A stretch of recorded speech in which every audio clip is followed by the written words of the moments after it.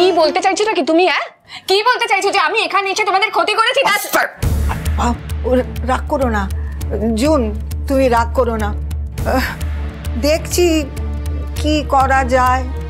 তুমি বরঞ্চ এক কাজ করো না, তুমি আমাকে একটু হাতে হাতে মানে ওই একটু কুটে বেছে দিও।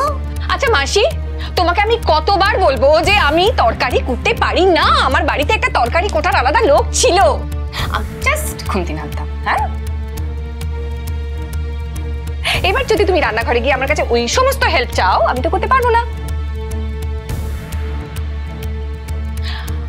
আর বাইরে মাসি, আমি তো তাও রান্নাঘরে যাইটাই। তো নাতবউ কি করে? ও মা, আমার নাতবউ সে তো অত বড় লোকের ঘরের মেয়ে, সে কি করে রান্না করবে বলো দেখিনি? আচ্ছা, সেই বড় লোক বাড়ির মেয়ের আমায় দেখে কি মনে হচ্ছে মাসি আমি ফেলে দেওয়া ঘরের মেয়ে? শুনো মাসি, আমি কিন্তু সারা জীবন পড়াশুনো করেছি আর বড় বড় চাকরি করেছি। হ্যাঁ, আমি কিন্তু সংসারের ৬৯-৬৪-র মধ্যে কোনো দিনই থাকিনি। কিন্তু সংসারটা যখন করতে এসছো তখন দায়িত্বটা তো আছে, সেটা তো তুমি অস্বীকার করতে পারো না। ধরো না মা নেই, তখন কি হতো? রান্না বান্না হতো না, আমরা সব উপোস করে থাকতাম। আরে আমাদের কথা বাদ দাও, বুকানের কথাটা পাবো। অফকোর্স তোমার তো সেই অভ্যেসটাই নেই। ওই বাড়িতে যখন বুকানকে নিয়ে থাকতে তখন দিনের পর দিন বাড়িতে থাকতে তুমি বাইরের থেকে খাবার অর্ডার করে খাওয়াতে, কিন্তু ওইটুকু একটা বাচ্চা ছেলে দিনের পর দিন বাইরের খাবারটা কি স্বাস্থ্যকর? ঠিক আছে, ভাত দাও, অন্তত একটা চেষ্টার তো দেখাও যে সংসারটা তোমার, অন্তত সেদ্ধ ভাতটা চাপিয়ে দেখাও, সেটা তো পারো। দাঁড়া দাঁড়া দাঁড়া দাঁড়া, হ্যাঁ, এত বড় বড় কথা বলার আগে তুমি একটা জিনিস ভেবেছো যে এখন তোমারও যা স্ট্যাটাস আমারও তাই স্ট্যাটাস, তুমিও বেকার আমিও বেকার? অনিন্দ, একটা সময় তো ছিল যখন তুমি কারি কারি বাজার করে আমার বাড়িতে যেতে আর যখন তখন মাংস রান্না হতো, মাংস। তা এখন একটু যাও না রান্নাঘরে, করো না, রান্না করো না। হ্যাঁ, অফকোর্স, আই এম সরি, আমারই বলা উচিত ছিল, সরি। মা, কাউকে রান্না করে যেতে হবে না, তুমি তো যাবেই না। যে কদিন আমি বাড়িতে আছি আমি রান্না করব।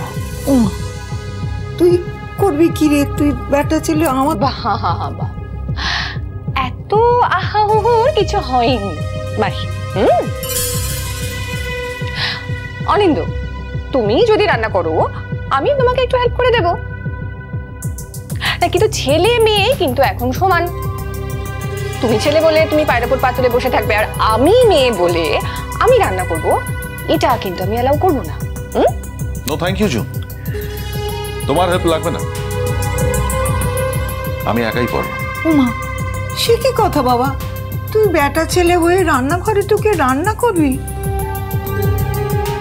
কি করবো বল দেখিনি, আমার শরীরটা কিরকম গড়বড় গড়বড় করছে।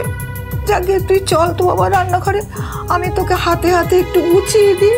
না না, তোমায় কিচ্ছু করতে হবে না। যাদের গুছিয়ে দেওয়ার কথা, যাদের বয়স অল্প, যারা সক্ষম, তারা যখন পারছে না, তুমি এই অশক্ত শরীর নিয়ে কিচ্ছু করবে না। তবে হ্যাঁ, একটা কথা তোমায় বলে রাখি, এই যে এত বছরের আরামে তুমি অভ্যস্ত হয়ে গেছিলে না, সেই আরামটা হয়তো তোমার জীবনে আর ফিরে আসবে না। হয়তো ফিরে আসার কোনো সম্ভাবনা নেই, হয়তো কেন ফিরে আসবে না। আমাদের সংসারে একটা ছন্দ ছিল, সেই ছন্দটা হারিয়ে গেছে মা। সংসারটা আমার ভেঙেছে, কিন্তু ছন্দটা প্রত্যেকের জীবন থেকে হারিয়ে গেছে, আমার জীবন থেকে, তোমার জীবন থেকে। We lost it. একটা মানুষ এত বছর ধরে কিন্তু এই ছন্দটা ধরে রেখেছিল, এই আরামটা তোমায় দিয়েছিল হাসি মুখে। কিন্তু আমরা কখনো ভেবে দেখিনি যে হাসি মুখে বছরের পর বছর একই কাজ করে যাওয়া কতটা কষ্টের, কতটা দক্ষতা লাগে, কতটা ভালোবাসা, স্নেহ, শ্রদ্ধা লাগে। আমরা দাম দিইনি।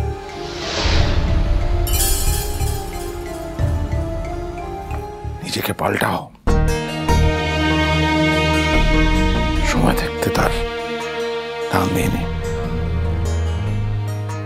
মা, আমরা বাইরে যারা কাজ করি না, চাকরি বাকরি, ওরা তো কষ্ট করি, কিন্তু এই যে তোমরা যারা বাড়িতে আছো শ্রীময়ী, বছরের পর বছর যে সংসার সামলে গেছে,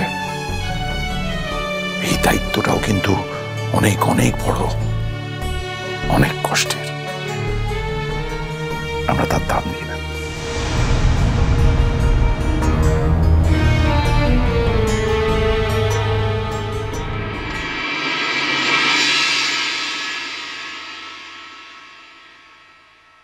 সংকল্প, Hey bro, what a pleasant surprise!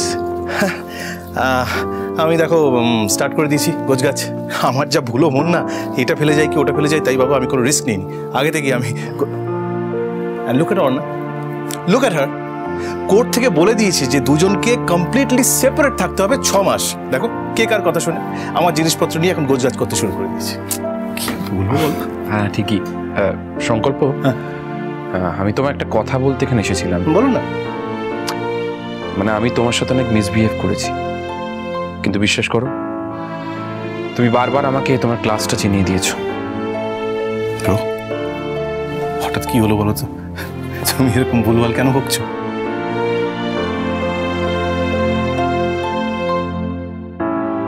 কি হয়েছে রে প্রত্যুষ? না কিছু না সংকল্প, আমি তোমার কাছে চিরজীবন কৃতজ্ঞ থাকবো। বন্ধুত্বের মধ্যে কৃতজ্ঞতা কেন? লুক ব্রো, আমার ফিয়ন্সিকে আমি আর সে বেচারিকে আমি আর কত কষ্ট দেবো বলো তো? সে কষ্ট থাকলে আমারও যে কষ্ট হয়। আর তুমি বা অন্যকে আর কতদিন কষ্ট দেবে? আর অন্যায় বা তোমাকে আর কতদিন কষ্ট দিত? সব দিক বিচার বিবেচনা করে যেটা হলো, this is perhaps the best arrangement.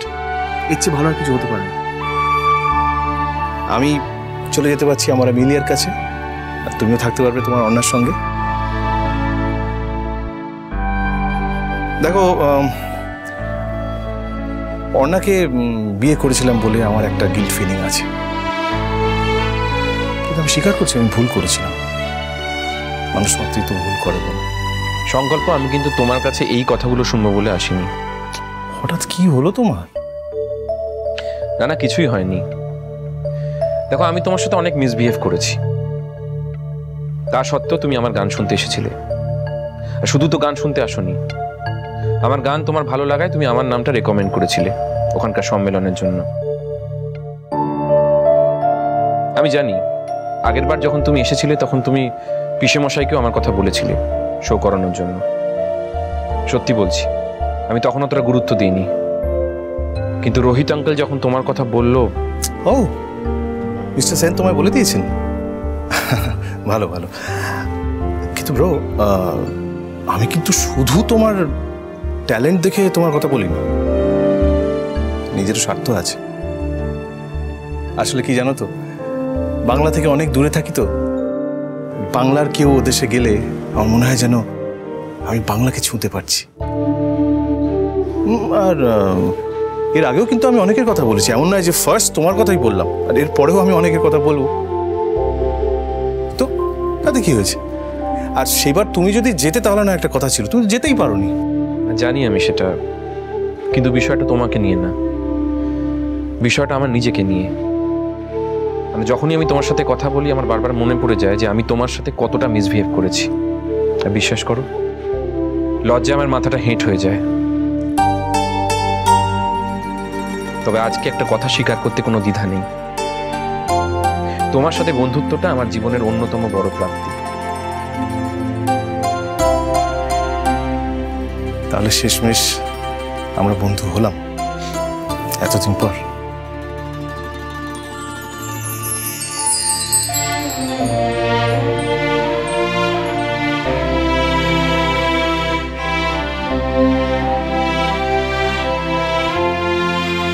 আমি প্রত্যুষকে বলেছিলাম তোমার বিয়েতে আমাদের ইনভাইট করো, আমরা যাব। এই কি কি বলছো তুমি? অফকোর্স ইনভাইট করবো। আশ্চর্য কথা বলছি আমি। এই প্রত্যুষ, মিলের সঙ্গে আমার যে বিয়েটা হবে তাতে কিন্তু তোমরা আসবে। কথা দাও, কথা দাও, কথা দাও। হ্যাঁ, কথা দিচ্ছি, তোমার জীবনে সুখে দুঃখে সবসময় তোমার পাশে থাকবো, তোমায় একা ছেড়ে যাবো না কখনো। কি মুশকিল এটা, কি কি হলো ব্যাপারটা? মানে এই কথাগুলো তো তোমার অর্ণাকে বলার কথা, অর্ণাকে বলার কথাটা ঘুরে আমার কাছে কি করে চলে এলো? সংকল্প, তোমার এখন মস্করা করার মুড থাকতে পারে, বাট বিশ্বাস করো আমি কিন্তু সেরকম মুড নিয়ে এখানে আসিনি। হঠাৎ কি হলো তোমার? তুমি এরকম সিরিয়াস মুডে কেন গো?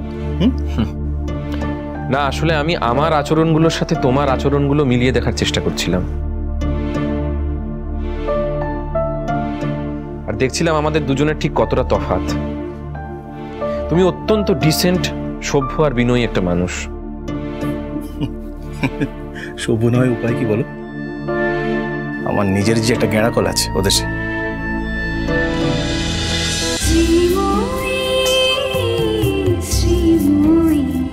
স্টার জলসার প্রিয় শো দেখার জন্য সাবস্ক্রাইব করুন আমাদের ইউটিউব চ্যানেলে এবং আপডেটেড থাকার জন্য প্রেস করুন বেল আইকন। চলো চলো চলো চলো পাল্টাই।